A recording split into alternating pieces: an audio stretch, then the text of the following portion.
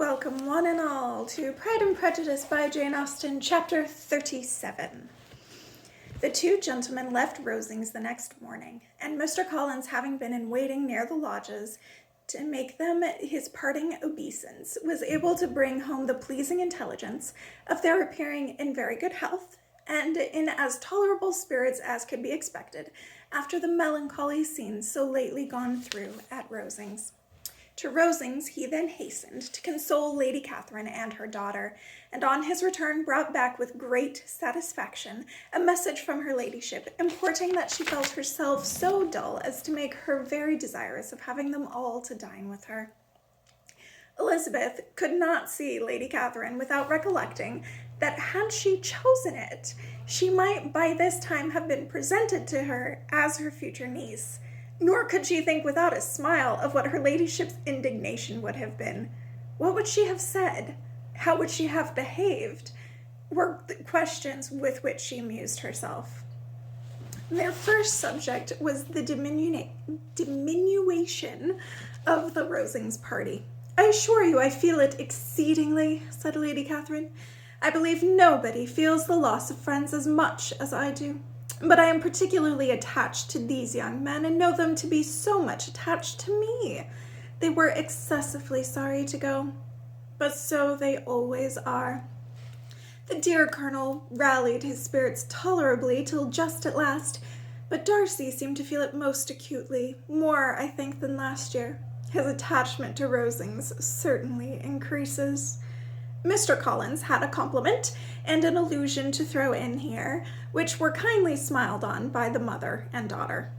Lady Catherine observed after dinner that Miss Bennet seemed out of spirits, and immediately accounting for it herself by supposing that she did not like to go home again so soon. She added, "But if that is the case, you must write to your mother to beg that you may stay a little longer. Mrs. Collins will be very glad of your company, I am sure."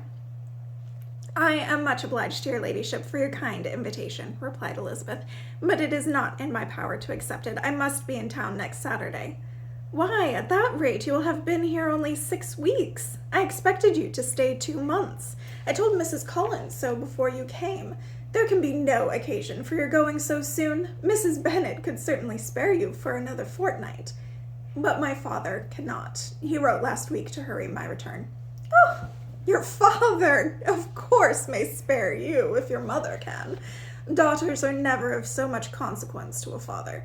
But if you will stay another month complete, it will be in my power to take one of you as far as London, for I am going there early in June for a week, and as Dawson does not object to the barouche box, there will be very good room for one of you, and indeed if the weather should happen to be cool, I should not object to taking you both, as you are neither of you large." "You are all kindness, madam, but I believe we must abide by our original plan." Lady Catherine seemed resigned. "Mrs. Collins, you must send a servant with them. You know I always speak my mind, and I cannot bear the idea of 2 young women traveling post by themselves. It is highly improper. You must contrive to send somebody. I have the greatest dislike in the world for that sort of thing. Young women should always be properly guarded and attended according to their situation in life.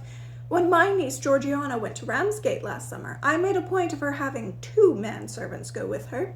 Miss Darcy, the daughter of Mr. Darcy of Pemberley, and Lady Anne could not have appeared with propriety in a different manner. I am excessively attentive to all those things. You must send John with the young ladies, Mrs. Collins. I'm glad it occurred to me to mention it, for it would really be discreditable to you to let them go alone. My uncle is to send a servant for us." "Oh! Your uncle? He keeps a manservant, does he? I'm very glad you have somebody who thinks of these things. Where shall you change horses?" "Oh, Bromley, of course. If you mention my name at the bell, you will be attended to." Lady Catherine had many other questions to ask respecting their journey, and as she did not answer them all herself, attention was necessary, which Elizabeth believed to be lucky for her, or, with a mind so occupied, she might have forgotten where she was. Reflection must be reserved for solitary hours. Whenever she was alone, she gave way to it as the greatest relief, and not a day went by without a solitary walk, in which she might indulge in all the delight of unpleasant recollections. Mr. Darcy's letter she was in a fair way of soon knowing by heart. She studied every sentence, and her feelings toward its writer were at times widely different. When she remembered the style of his address, she was still full of indignation. But when she considered how unjustly she had condemned and upbraided him, her anger was turned against herself. And his disappointed feelings became the object of compassion. His attachment excited gratitude, his general character respect, but she could not approve him, nor could she for a moment repent her refusal or feel the slightest inclination ever to see him again. In her own past behavior, there was a constant source of vexation and regret, and in the unhappy defects of her family, a subject of yet heavier chagrin. They were hopeless of remedy. Her father, contented with laughing at them, would never exert himself to restrain the wild giddiness of his youngest daughters, and her mother, with manners so far from right herself, was entirely insensible of the evil. Elizabeth had frequently united with Jane in an endeavor to check the imprudence of Catherine and Lydia, but while they were supported by their mother's indulgence, what chance could there be of improvement? Catherine, weak-spirited, irritable, and completely under Lydia's guidance, had always been affronted by their advice, and Lydia, self-willed and careless, would scarcely give them a hearing. They were ignorant, idle, and vain.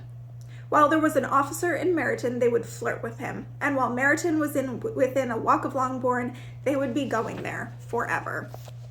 Anxiety on Jane's behalf was another prevailing concern, and Mr. Darcy's explanation, by restoring Bingley to all her former good opinion, heightened the sense of what Jane had lost. Her affection was proved to have been sincere, and his conduct cleared of all blame, unless they could attach to the implicitness of his confidence in his friend.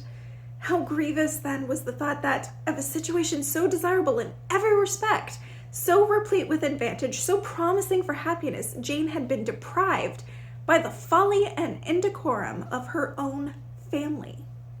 To these recollections was added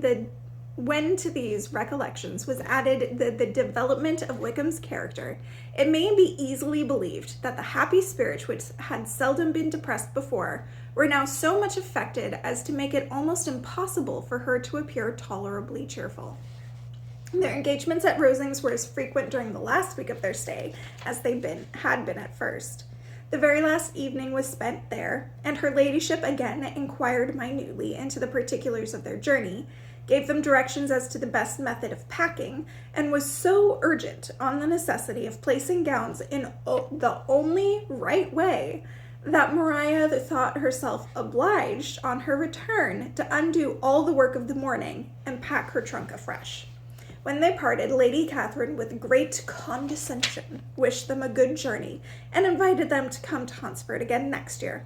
And Miss de Bourgh exerted herself so far as to curtsy and hold out her hand to both.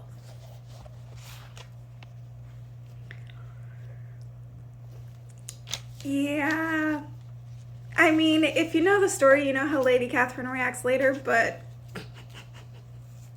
the mental picture of Lady Catherine finding out immediately after the proposal that Darcy had proposed to Elizabeth would be hilariously rude, and Elizabeth would tear her down in an instant, and it'd be great. But we'll be waiting to see and hear what happens next. See you next time.